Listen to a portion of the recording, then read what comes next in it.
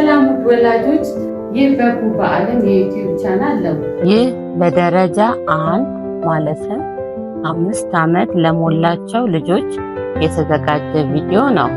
ይህ ቪዲዮ የሚጀምረው 2 እግር ባላቸው ፊደላት ነው።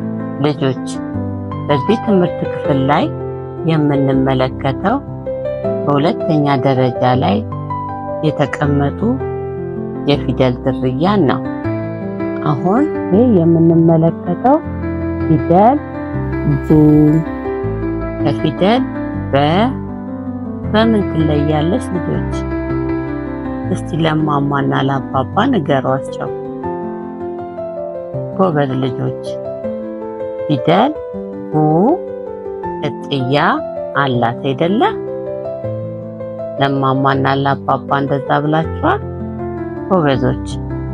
እስኪ በፊደል ቡ የሚጀምር አንድ ምስል አስተዋውቃችሁ። ቡ ቡና። በምስሉ ላይ እንደምትመለከቱት ይህ የቡና ዛፍ ነው። ልጆች ቡና ታውቃላችሁ አይደለ? በጣም ጥሩ። ቡና ታጥቦ ተቆልቶ ከዛ በኋላ ከተወቀጠ ወይንም ከተፈጨ በኋላ የሚጠጣ ነው። ማማንና አባባን ቡና እንዴት ተደርጎ እንደሚዘጋጅ ጠይቋቸው። እናንተም ስታድጉ ለማማና ለአባባ ታፈላላችሁ። እሺ፣ በጣም ጥሩ። አሁን ደግሞ በመቀጠል ሌላ ባለ 2 እግር የፊደል ዝርያ ላስተዋውቃችሁ። ሱ። እስቲ ልጆች አብረን እንበል ሱ። ጎበዝ ልጆች። ፊደል ሱ ከፊደል ሰ በምን ይለያያሉ? ሱ ምን አላት? ቅጥያ አላት። እስኪ ልጆች አብረን እንበል ሰ ሱ። ጎበዝ ልጆች። እስቲ በሱ የሚጀምር አንድ ምስል ላስተዋውቃችሁ። ሱ ሱሪ።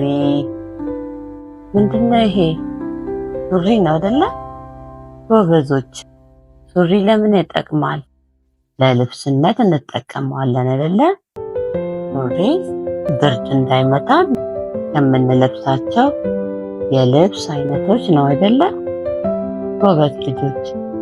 አሁን ደግሞ ሌላ ለዛሬው የመጨረሻውን ፊደል አስተዋውቃችኋለሁ።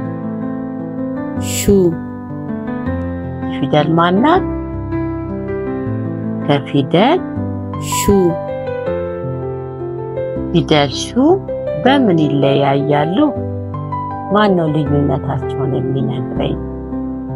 ልጆች ለማማና ለአባባ ፊደል ሹ ከፊደል ሸ በምን እንደምትለይ ንገሯቸው። ጎበዞች። ፊደል ሹ ቅጥያ አላት አላችሁ? ጎበዞች። ፊደል ሹ ከፊደል ሸ በቅጥያ ይለያያሉ አይደለ? በጣም ጥሩ። አሁን ደግሞ በፊደል ሹ የሚጀምር ምስል አስተዋውቃችሁ። ሹ። ሹካ። ምንድነው ይሄ? በምስሉ ላይ የምታዩት ምንድነው ልጆች? ሹካ። ምንድነው እሱ? ሹካ። ሹካ ለምንድነው የምንጠቀመው? እስቲ ማን ነው የሚነግረኝ? እስቲ ለማማና ለአባባ ሹካ ለምን እንደምንጠቀም ንገሯቸው። ሹካ ምግቦችን የምንመገብበት ነው አይደለ?